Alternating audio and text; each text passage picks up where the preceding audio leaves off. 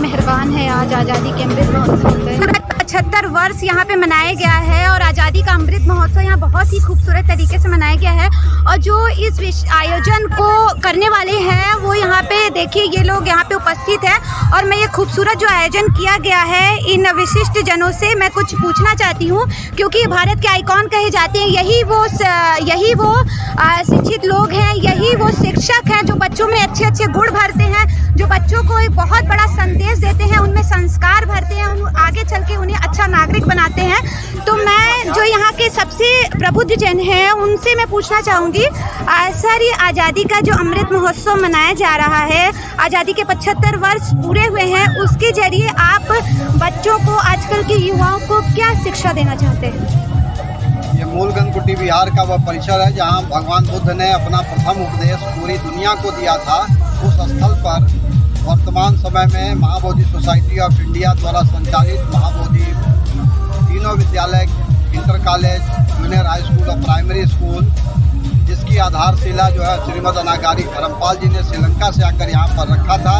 तीनों विद्यालयों का सामूहिक रूप से राष्ट्रीय पर्व इसी प्रांगण में हम लोग मनाते हैं और यह संदेश देते हैं पूरी दुनिया को कि हम अमन और चैन चाहते हैं, शांति चाहते हैं। जो भगवान बुद्ध ने उपदेश दिया था उस सिद्धांतों पर चलना चाहते हैं।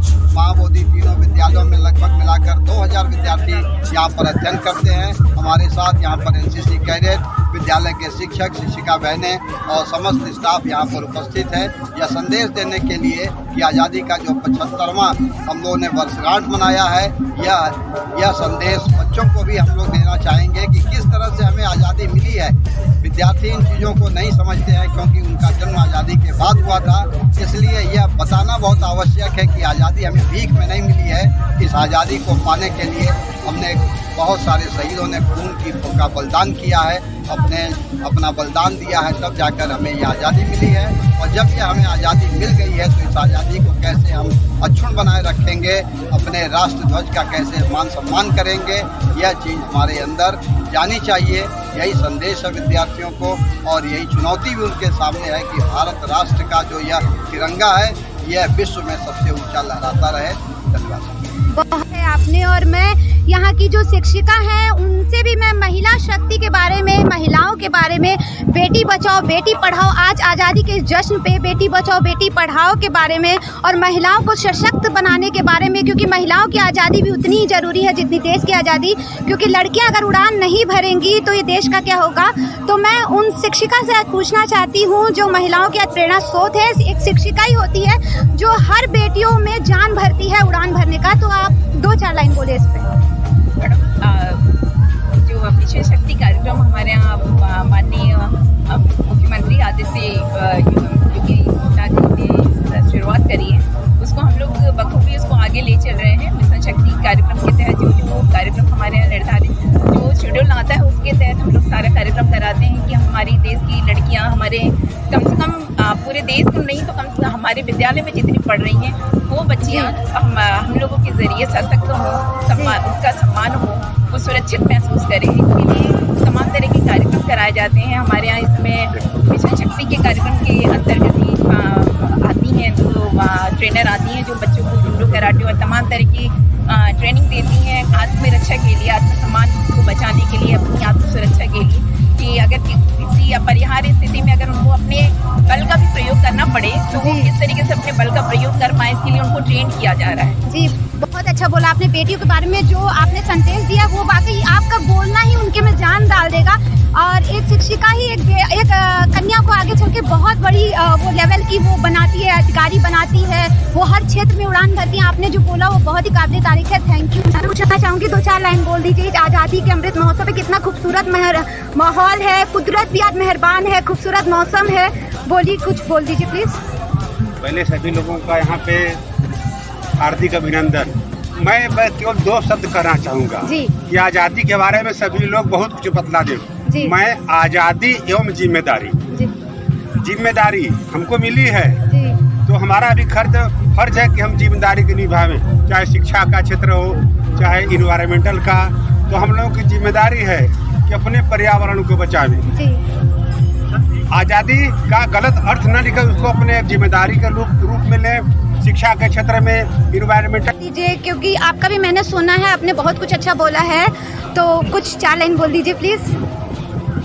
आज़ादी तो मिली, लेकिन देश के लिए आज त्याग, सेवा और समर्पण की आवश्यकता है। जिस भी क्षेत्र में जो व्यक्ति कार्य कर रहा है उसे निष्ठा से करना चाहिए। हम शिक्षक हैं तो ये सोचना चाहिए कि विद्यार्थी ही मेरा प्राण तत्व है, उसके कल्याण, जैसे हम प्राण की रक्षा करते हैं, विद्यालय के विद्यार्थियों को संस्कार दे करके, उनको ज्ञान दे करके, उनके ज्ञान का संवर्धन करके, उनके अंदर राष्ट्रीय भावना और सामाजिक स्नेह का वातावरण तैयार होना चाहिए। शिक्षक राष्ट्र की निधि है और राष्ट्र के निर्माण में उसकी विशेष भूमिका है। इसलिए धर्म, जाति से ऊपर उठकर विद्यार्थियों के प्रति स्नेह रखना चाहिए। छात्र मम प्राण रोम प्रतिरोम जागृत भाव, चैतन्य भाव, इस भावना से शिक्षक को शिक्षा देनी चाहिए और मैं ऐसा करता हूँ। धन्यवाद आपको।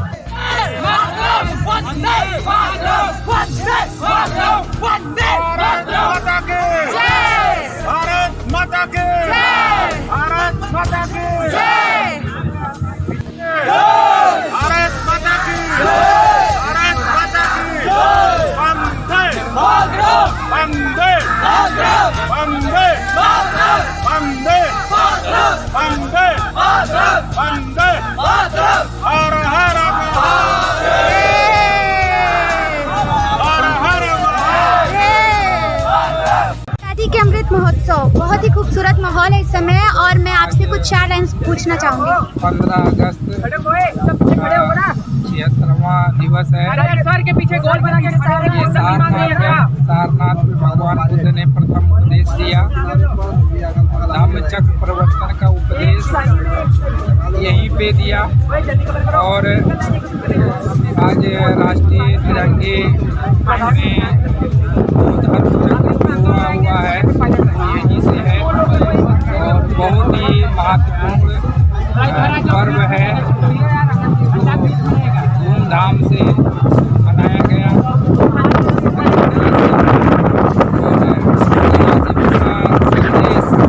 पूरे दुनिया में, पूरे विश्व में मनाया जाता है। और आज का जो दिन है होता है, निर्भय हो निर्भय बनो, प्राणी सुखिया हो रे, जल के थल के और प्राणी सुखिया, यही उनके साथ सबका मंगल हो, कल्याण हो, सुखी हो, निरोग हो, सबकी स्वस्थ हो, यही भगवान बुद्ध धम्म संत की प्रार्थना है।